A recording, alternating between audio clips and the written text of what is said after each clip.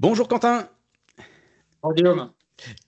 Salut Quentin, ravi de t'accueillir. Je te propose aujourd'hui de te présenter pour mettre un petit peu de contexte pour ceux qui nous voient et qui nous écoutent.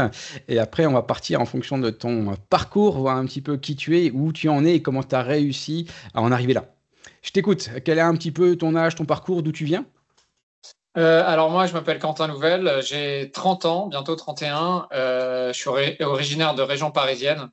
Je suis coach sportif, j'ai été coach indépendant à Paris à mon compte dans des grandes salles. J'ai eu d'autres expériences professionnelles avant, j'ai fait des études, etc. Bon, je ne vais pas m'étaler dessus. J'ai ouvert le premier club franchisé hors Nord-Pas-de-Calais. Si je dis pas de bêtises, mais c'est ça. Hors Nord-Pas-de-Calais, en Île-de-France, du coup, dans les Yvelines, à Coignières, qui est une zone commerciale située sur l'agglomération de Saint-Quentin en Yvelines. Et j'ai ouvert mon club le 2 septembre 2024. Aujourd'hui, on est le 29 avril 2025. Et mon club est rentable depuis 10 jours, à peu près 10 jours. Yes, ça c'est top, bravo. Et c'est un peu aussi ce qui a déclenché à dire un peu, c'est la première fois où tu es aussi, entre guillemets, le club le plus rentable, le plus rapidement possible. Pour ceux qui nous écoutent, tu peux nous dire un petit peu en combien de temps tu as réussi, ça correspond à combien de clients et quel panier moyen et quel est un petit peu ce qui est, entre guillemets, surprenant chez toi et en bien, pourquoi c'est encore plus surprenant et pourquoi tu as tout explosé. Nous, le but, donc l'objectif, c'était après l'ouverture, c'est d'être rentable au bout de 9 mois. C'est ce qui est recommandé, ce qui est prévisionnel dans l'ouverture d'un club Corespa. Aujourd'hui, on a été rentable en 7 mois et demi, à peu près. Il y a deux facteurs qui vont amener à un chiffre d'affaires. Ça va être déjà le facteur nombre d'adhérents. Et le deuxième facteur, c'est le panier moyen, c'est combien chaque adhérent paye par mois. En termes de nombre d'adhérents, aujourd'hui, fin avril, on est à 107 inscrits, hein, je parle. Et après, en termes de panier moyen, on est au-dessus du prévisionnel. Alors, ce qui était prévu, c'était d'être à 88 euros hors taxe par personne. Et nous, à Coignères, on est autour de 110, entre 110 et 115. Ce qui s'avère être pour l'instant pas juste quelque chose de passager dû à l'ouverture, mais quelque chose d'assez notable sur ce secteur-là pour plusieurs facteurs en partie. Et c'est ce qui explique le fait qu'en fait, on soit rentable plus tôt que prévu, donc au bout de 7 mois et demi au lieu de 9, même si les charges sont plus importantes, je pense notamment au loyer en Ile-de-France, parce que il y a aussi un panier moyen qui est plus élevé. Donc, on est quasiment à 20% de panier moyen au-dessus des prévisionnels d'un club, ce qui fait que ça nous donne de l'avance par rapport à ce qui est prévu. Yes, et je te renouvelle une nouvelle fois devant tout le monde, bravo et félicitations. Et donc, pour ceux qui nous écoutent, pour vous donner un ordre d'idée, à la moyenne, on est en nombre de clients à un point mort qui va se situer entre 110 et 120. Et c'est là où toi, tu as réussi à le descendre à 100, 110. Et le panier moyen de 88, c'est la moyenne qu'on a dans les clubs. Et bravo à toi, parce que tu as réussi à rehausser cette moyenne-là et de montrer qu'on est capable d'aller vendre, entre guillemets, plus de suivi personnalisé. Parce que la vente type, c'est un suivi par semaine, et toi, tu en vends beaucoup plus à deux suivis par semaine. Voilà, et tout en gardant des charges identiques. Donc ça, encore une fois, bravo. Et comme tu dis, c'est pas qu'un détail, puisque vu qu'il y a de la récurrence, ben on voit qu'on est parti pour monter et de tendre vers plus haut. Ok, bravo. Si on revient sur ton parcours entrepreneurial, qu'est-ce qui t'a motivé à te lancer dans l'entrepreneuriat fitness? On va mettre de côté un peu la partie, comme tu as dit, tu étais auto-entrepreneur, qui est déjà la partie auto-entrepreneur, quelque chose d'une entreprise, mais là, de passer le cap plutôt avec une salle. Alors moi, déjà, je voulais être indépendant financièrement. Donc j'ai eu des patrons avant, j'ai eu des CDI. Hein. Ça m'intéresse plus. J'ai besoin de cette indépendance-là vis-à-vis de l'autorité de quelqu'un. Pas que je rejette l'autorité, mais j'ai envie d'être mon propre patron. Et l'indépendance intellectuelle aussi. Génial. De créer quelque chose que tout le monde ne fait pas déjà. C'est aussi pour ça que j'avais pas envie de faire une salle un peu basique qui au final se ressemblent toutes. Hein, dans la concurrence, dans les grandes surfaces, elles ont toutes beaucoup de similitudes. Et puis il y a l'envie aussi d'aider les autres. C'est pour ça qu'avant tout je suis coach. C'est aussi pour aider les autres et transmettre ma passion du sport. Et puis le fait de le faire à plus grande échelle au sein d'un club et pas juste d'avoir ces coachings en tant qu'auto-entrepreneur à son compte, ça me permet d'aider plus de personnes Et du coup, là, de proposer même une marque nouvelle, développer quelque chose de nouveau pour les Français, pour améliorer leur qualité de vie, avoir un sport qualitatif et améliorer leur santé. Et puis là, il y a aussi l'aspect, il y a plein de choses, hein, mais il y a aussi l'aspect apprendre des choses, hein, parce que quand on monte une boîte, quand on est auto-entrepreneur, déjà, c'est pas mal. Mais quand on doit faire des travaux, chercher un local immobilier, faire des négociations avec les propriétaires immobiliers, les banquiers, faire de la comptabilité, faire du recrutement, du management, en fait, ça ouvre une infinité de choses à apprendre. Et moi, je suis assez curieux intellectuellement. Et la dernière raison, c'est aussi une raison financière. J'ai envie de bien gagner ma vie, d'être à l'aise financièrement. Et aujourd'hui, avoir une entreprise qui tourne bien, qui est rentable et qui permet d'avoir ce matelas de sécurité, ça permet aussi d'être à l'aise financièrement, tout simplement, et pouvoir bien vivre sans être tout le temps dans le doute à la fin du mois. Voilà. Ouais. T'envoies du lourd, hein, Quentin, t'envoies du lourd pour ceux qui nous écoutent, c'est de sacrée valeur ajoutée. Parce que là, je pense que c'est une de tes réussites. Souvent, qu'est-ce qui fait la réussite? C'est avant tout ton mindset et ton pourquoi tu le fais. Et là, tu arrives à l'expliquer en 4-5 lignes très, très concrètes. Et je trouve que les patterns qui existent dans les boîtes qui fonctionnent bien, c'est avant tout un manager qui sait où il va et qu'est-ce qu'il veut faire. Et je rebondis sur une chose, et je le vois dans l'ensemble des équipes à Corespa, où l'idée, c'est que chaque personne soit à sa place et qu'il puisse grandir et croître où il veut pour aller chercher sa réalisation personnelle. Et ta réalisation personnelle, c'est ce que tu es en train d'expliquer, notamment intellectuelle pour grandir. Bravo, c'est très clair. J'espère que inspirez-vous de ce type de témoignage. Merci pour ce que tu viens de partager, Quentin. Et dans ces cas-là, j'ai dire pourquoi Corespa? On s'est croisés au Fitex. Pourquoi Corespa? Pourquoi tu as pensé comment tu as senti que tu allais pouvoir vivre toutes ces étapes-là à Corespa? Alors, moi, je suis arrivé au Fitex, c'était 2023, je crois déjà, ça commence à dater, il me semble, octobre 2023. En Ouais. fait, j'étais déjà coach, j'avais commencé, mais je savais que j'aime pas rester au même stade, en fait, professionnel et intellectuel, et je savais que j'avais envie de faire plus. Et en fait, là où c'est drôle, c'est que je suis allé au Fitex pour avoir juste des idées d'entrepreneuriat. Et premier stand sur lequel je tombe, j'arrive en touriste, je tombe sur toi et tu me dis, ah, mais est-ce que je peux vous renseigner, etc. Et là, que tu m'expliques la franchise. Et en fait, petit à petit, en me parlant du club et du concept, moi, je voulais créer un concept soit de salle, soit de marque, soit de fournisseur, enfin quelque chose, mais qui soit différent et dans lequel on accompagne vraiment les gens. Et c'est là où je me suis dit, mais en fait, ton concept, déjà, c'est exactement ce que j'aurais aimé inventer. Donc, tant mieux, ça existe déjà, c'est en franchise. Donc, je vais gagner du temps et je vais faire moins d'erreurs. Donc, il y a vraiment l'aspect, ce concept-là. Il y a l'aspect aussi que en termes financiers, c'est quelque chose d'abordable. C'est-à-dire qu'on ne va pas être sur des investissements en apport personnel de plus de 300 000 euros, comme il y a dans certaines grandes salles. J'ai eu la chance de me financer moi-même mon projet, donc d'être actionnaire à 100%, c'est quelque chose que je voulais aussi. Je ne voulais pas prendre d'associé ou d'actionnaire. Et puis, il y a l'aspect aussi accompagnement. Comme j'ai compris que c'était un petit réseau et une petite salle, je me suis dit que je serais mieux accompagné que dans un grand réseau où on voit que de temps en temps, il y a souvent autant de salles qui ouvrent, qui ferment. Et je voulais mettre toutes les chances de mon côté.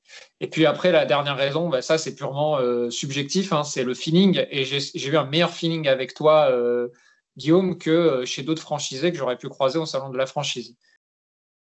Je sentais qu'il y avait quand même une vision derrière ça et qu'on n'était pas uniquement dans du business, même si s'il n'y a pas de business, s'il n'y a pas un mindset business, il n'y a pas d'entreprise qui tourne. Donc j'ai senti que voilà, tu étais quelqu'un de confiance et droit dans tes bottes, quoi, et pas dans le m'as-tu vu, par exemple. Ouais. Merci Quentin pour ce que tu partages. Je prends. Je prends. Je t'ai remercié tout à l'heure. Merci pour ton retour. Oui, comme tu dis, business is business, mais en même temps, c'est bien ces valeurs qui vont faire la différence avec nos clients et que c'est la différence qui va se faire dans nos équipes ensemble. Si je te challenge un petit peu, quel est ton plus gros challenge que tu as vécu depuis le début? Si j'ai également toute la période de recherche de locaux et de financement, si tu avais un challenge qui vraiment était soit le plus dur pour toi, soit peut-être que te dire que je ne sais pas ce que ça va donner, je ne sais pas si j'ai déjà vu que j'ai pas encore fait ou je vais en arriver. Si tu n'as qu'un seul à citer, tu citerais lequel? Et je veux dire, même le challenge où tu es le plus fier d'avoir réussi à le réaliser. En fait, il y a tellement de choses en même temps que c'est dur de choisir hein, entre la recherche du local, les travaux, l'ouverture. C'est que des challenges tout le temps. Moi, en fait, je pense, moi, c'est plus général, c'est le choix de ne pas m'être associé et le choix d'avoir tout fait tout seul avec un salarié que j'ai embauché, William, que j'ai embauché à l'ouverture. Mais là où ça a été un choix très challengeant, c'est que je supporte toute la pression financière et mentale de ce projet. Parce que après, c'est mon choix hein, de vouloir pas dépendre de quelqu'un d'autre. Mais ça, c'est le plus gros challenge. Parce qu'on ne peut pas partager forcément le fait d'aller tracter dehors avec son salarié, parce qu'il y a quand même des règles qui fait qu'il est lié à un lieu de travail. Euh, je suis le seul à supporter les charges financières. Euh, je suis le seul à pas avoir vraiment d'horaire. Donc, au final, si des fois il faut faire un stand au restaurant jusqu'à 23 heures, alors qu'on a déjà travaillé toute la journée de vendredi, c'est à moi de le faire. Donc, il n'y a pas cette répartition-là de la charge mentale. C'est mon plus gros challenge. Là où je pense m'en être bien sorti, c'est pas facile tout le temps et des fois, je n'y arrivais pas, mais c'est réussir à déconnecter, vraiment avoir des coupures, se dire, voilà, je suis chez moi à 21 heures, j'arrête de travailler, j'arrête d'y penser, je regarde une série, je lis un bouquin. Je profite de mes proches, voilà, pour vraiment pas exploser, avoir tout ça qui tourne tout le temps dans la tête, quoi. Ça, c'est plus ma solution. Et puis, il faut quand même avoir avant tout, je pense, beaucoup de confiance en soi pour pouvoir se lancer seul et avoir une certaine assurance vis-à-vis de ses capacités de travail et de réflexion. Yes. Ah ouais. Je partage ce que tu dis. Mais par contre, après, dans ce que tu as dit, tu as parlé beaucoup de choses, j'allais dire, opérationnelles. Mais par contre, tu n'as pas parlé trop de la partie charge. On dit pas, on parle souvent de solitude du patron, solitude de la personne qui est du gérant. Cette chose-là te pèse aussi, autre que l'aspect financier, des horaires ou d'assumer tout ce qui est à l'extérieur? Ou entre guillemets, Ouais. ça, pas du tout, c'est ce que tu voulais. Alors, c'est ce que je voulais, mais ça me pèse quand même. Donc, c'est ça qui est drôle. Hein. Mais un autre choix aurait aussi ses pour et ses contre. Hein. Mais oui, oui, surtout au début, quand on n'a pas encore rentré beaucoup d'inscriptions au début de l'ouverture, et qu'on est là un mardi qui pleut dehors, il y a pas de rendez-vous et on est seul dans sa salle. Et là, on se dit, putain, c'est dur quand même. Ces moments-là, c'est dur, surtout au début. Parce que moi, là, ça rejoint peut-être plus une autre question qui est ma plus grosse difficulté que j'ai eue. C'est qu'on a ouvert au mois de septembre, ok, donc il y a eu une première ouverture qui s'est plutôt bien passée, on a fait des inscriptions. Et ensuite, il y a eu un mois d'octobre. Sauf que dans les Yvelines, il faisait que pleuvoir, mais des trompes, des averses, c'était horrible. Il y avait le contexte politique aussi, qui faisait que les gens ils étaient assez frileux. Même si on a une catégorie plutôt CSP+, il y en a quand même beaucoup qui sont assez frileux, pas motivés. Et au final, le mois d'octobre, il était très dur parce que c'était un moment d'ouverture, c'était un mois après l'ouverture, et il y avait personne, quoi. Et j'arrivais pas, on trouvait pas de prospects, pas de clients, c'était très lent. Il y avait encore beaucoup de choses à mettre en place, les vidéos du club, les photos, etc. Donc toujours beaucoup de charge mentale, mais aussi beaucoup de solitude sur les moments de vide. Et ça, c'était très dur cette période-là. Donc oui, oui, la solitude de l'entrepreneur, je la ressens aussi.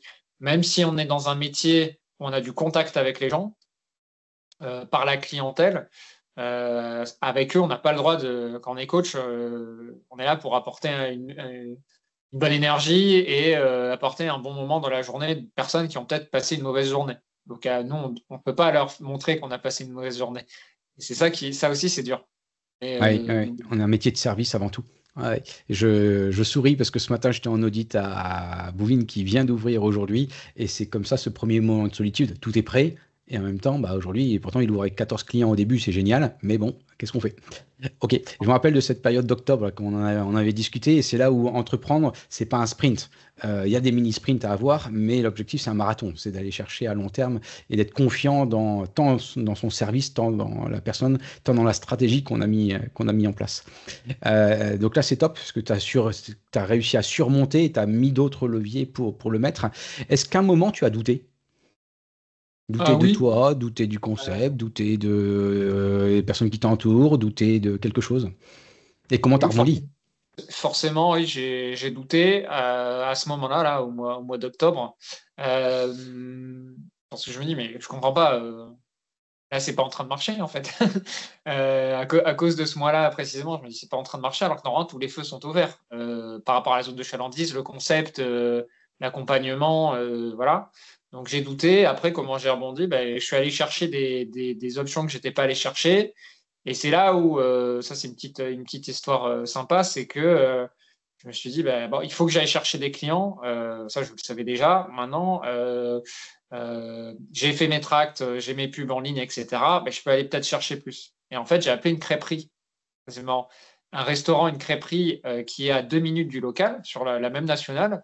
Et en fait, j'avais mangé chez eux pendant les travaux et je trouvais qu'ils avaient un mindset qui était un peu similaire au nôtre, c'est-à-dire convivial, les patrons accessibles, sympas, drôles dans leur menu. Leur menu, c'est des noms de répliques de films. Voilà, donc c'est assez original. Et du coup, j'ai appelé le patron de la crêperie et je lui ai dit, voilà, vous m'avez déjà croisé, j'ai ouvert il y a un mois, j'aime bien votre façon de voir les choses, etc. Je voulais savoir si vous accepteriez que je vous rencontre et que je me mette sur certains services à l'entrée de votre restaurant pour discuter avec les clients. Donc au début, ils disaient, c'est un peu bizarre comme demande quand même, une salle de sport dans un resto, etc. Donc j'y suis allé une fois faire un stand, ils ont accepté. Et finalement, de fil en aiguille, en parlant, bah, le patron, ça l'a pas dérangé. Et à un moment, même, je parlais un peu de ce que je faisais. Il m'a dit, bah, écoute, je viens te voir. Et finalement, il s'est inscrit, sa femme aussi. J'ai récupéré 3 personnes, 3 clients de ce restaurant-là. Donc au final, en allant puiser dans des ressources, dans des recherches, des solutions un peu what the fuck, un peu inattendu, bah, j'ai quand même réussi à me relancer. Puis ça m'a permis de me faire connaître aussi et déclencher le bouche à oreille un peu plus. Et puis je remercie aussi cette personne-là de m'avoir aidé parce qu'il voyait que j'avais besoin de développer ma clientèle et il a accepté de m'aider. Et aujourd'hui, bah, il est toujours adhérent ici. Ça se passe très bien avec Gérard et avec les autres personnes qui sont inscrites grâce à ce centre-là. Merci Gérard. Mais comme tu dis, le culot, le culot d'y aller, le culot d'avancer. Dans ce que tu nous as dit sur les doutes, la solitude d'entrepreneur, l'anecdote que tu viens de nous donner, qu'est-ce que ça t'a appris sur toi et sur le métier de franchisé? Et dit différemment, si je l'oriente sur le concept Corespa, comment le concept Corespa ou l'équipe a pu t'aider soit à te structurer, soit à rester focus? Alors sur la deuxième question, oui, ça m'a aidé à me structurer parce que du coup, grâce au conseil des franchisés et du franchiseur, via les groupes WhatsApp, via les audits, j'ai pu avoir assez vite des propositions de solutions. Donc c'est là où j'ai pensé au stand, Des ou, leviers concrets. ouais, voilà, des leviers pour m'aider.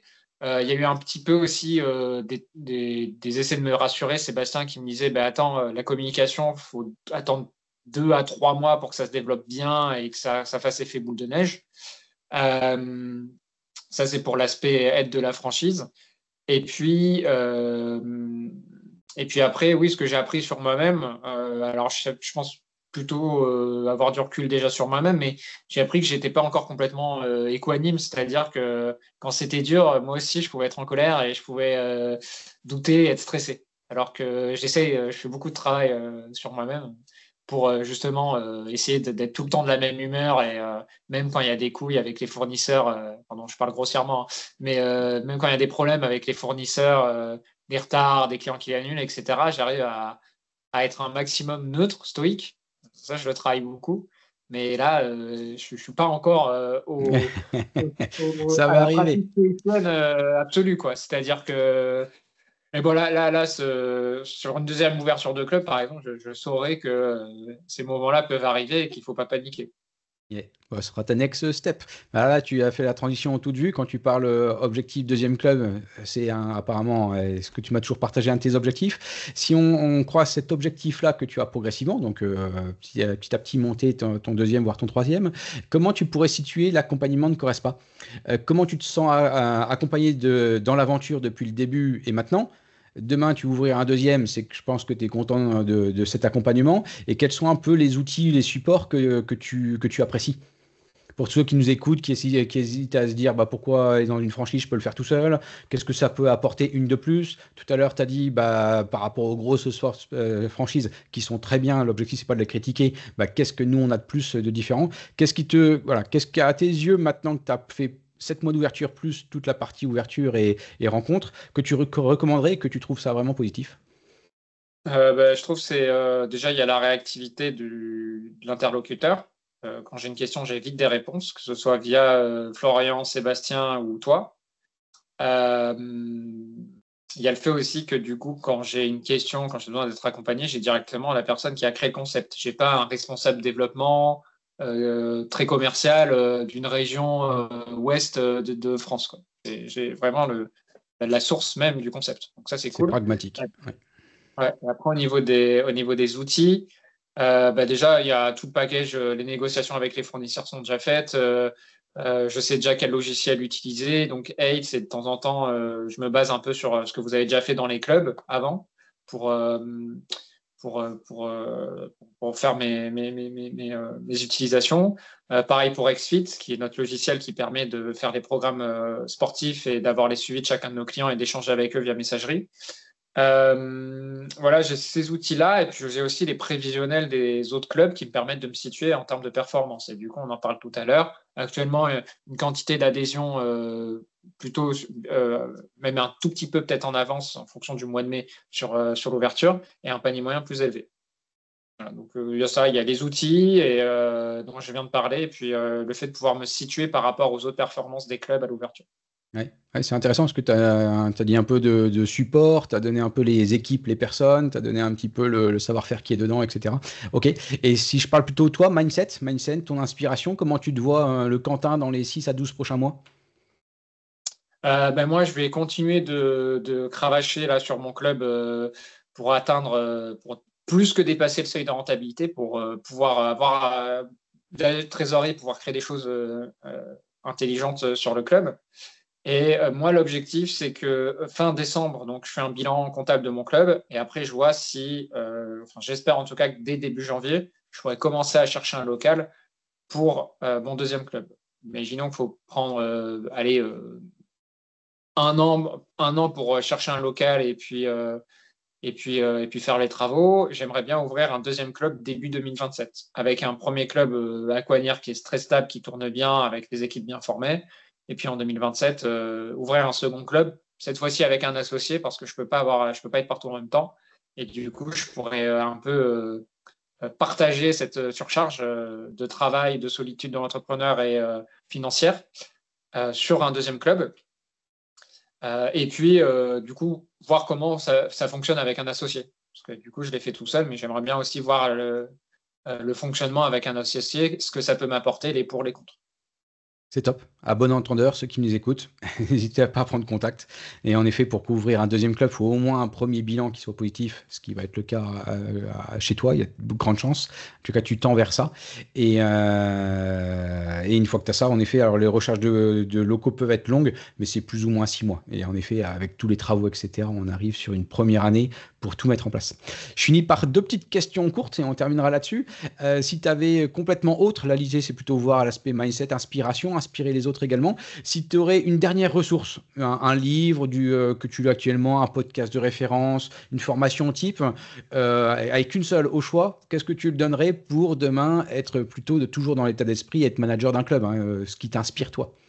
Alors moi, j'aime bien la philo. Je crois que vous en avez parlé, mais je ne sais pas si vous êtes très philosophe dans le Nord, mais podcast pas spécialement, formation pas spécialement. Mais un des derniers livres qui m'a aidé, c'est un livre de Sénèque, Sénèque, philosophe romain du 1er siècle, et qui était aussi entrepreneur et homme d'État. Je crois que c'était La Constance du sage. C'est un petit livre, hein, c'est pas très long, où justement il parle de la constance de l'humeur et de la capacité à affronter les obstacles devant soi. Et il y a un moment, il y a une phrase que j'aime bien, c'est il y a rien de plus malheureux ou de plus triste que quelqu'un qui a jamais connu le malheur. C'est-à-dire quelqu'un qui a jamais galéré, ben, il apprend pas. Et du coup, ben, c'est triste parce que dès qu'il lui arrive vraiment une tuile et qu'il n'est pas prêt à ça, ben, tout s'effondre. Alors que Eh si on oui. se met dans le dur via l'entrepreneuriat, via une période difficile, ben, derrière, je sais comment affronter les futures épreuves et je le prends avec plus de recul tout de suite et plus de zénitude. Voilà. Ouais, c'est top ce que tu dis. J'appelle ça la résilience. Et comme tu dis, hein, c'est ce que tu as dit à un moment, hein, comment faire pour t'améliorer toi dans ta propre vie personnelle, limite du développement personnel. Je suis un fan de tennis. Federer, il me disait, j'aurais bien aimé qu'il me parle, mais je disais qu'il réussissait en fait dans les coups qu'il a gagnés dans le monde professionnel, il était même pas à 52%. C'est une stat qui m'a surpris. Et donc, devant plein d'étudiants, ils disaient, ouais, j'ai été numéro un mondial pendant des années. Et ben, globalement, un coup sur deux, je le perdais. Pourtant, je suis numéro un mondial. Donc, il faut accepter de savoir perdre. Et mais les 2% de plus, il sait les faire au bon moment, quoi. Et ça m'a surpris cette stat. Moi, tu m'aurais demandé, je t'aurais dit 70%. 52% uniquement. Donc, il faut savoir rater. Et ceux qui réussissent, c'est pas que les gens qui ont raté, mais il faut savoir rater souvent pour réussir. En effet. Et dernière question, quel conseil, si tu avais un seul conseil, quel conseil donnerais-tu à un futur franchisé Correspa, un candidat qui serait intéressé pour se lancer dans un club Correspa en franchise? Moi, le conseil, enfin, souvent ce que j'entends, c'est ouais, j'avais un peu regardé pour ouvrir une salle, mais c'est trop compliqué. Il y a trop de trucs. Mais justement, tant mieux, heureusement que c'est compliqué parce que tu vas apprendre tellement de choses et tu vas faire tellement de trucs que le fait, enfin, c'est comme enfin, parce que tu vas parler peut-être à beaucoup de coachs, mais la première fois que tu es rentré dans une salle de sport et que tu t'es dit, bah, je vais faire de la muscu, je vais faire du tennis, je vais avoir un bon niveau, je vais faire de la boxe, un marathon, bah, tu t'es entraîné. Tu l'as fait en plusieurs fois et ça a été dur, ça demandait de la persévérance. Ben, ouvrir une boîte, c'est pareil. Donc, si tu trouves ça compliqué, ben, tant mieux. Parce que si c'était facile, tout le monde le ferait. Et du coup, il n'y aurait pas de personnes qui réussissent et il n'y aurait pas de personnes qui stagnent. Donc, voilà, si tu as l'impression que c'est difficile et que c'est insurmontable, justement, c'est une bonne raison de le faire. Sympa. Je sais pas si c'est un conseil, mais n'hésite pas à y aller, quoi. Lance-toi, l'avenir est devant toi. Bah oui, bah oui, clairement, hein. De toute façon, ceux qui réussissent, c'est ceux qui voient la montagne d'obstacles et qui décident de la gravir plutôt que faire demi-tour. À mon Yes. sens, enfin, je pense que c'est cette vision des choses. Ouais, t'as bien raison. Et on finit sur ta manière philosophique. La montagne, tu l'inverses, et c'est ceux qui réussissent à faire tout ce qu'on voit pas, l'iceberg qui est en dessous, pour voir cette montagne à gravir. Ok, c'est top. Ben, Quentin, merci pour cette super valeur ajoutée. Ça donnera peut-être envie à des associés de te rejoindre, à des personnes de rejoindre un club, etc. Merci encore, et je te dis à très vite, à plus tard. Très Salut! vite, merci Guillaume.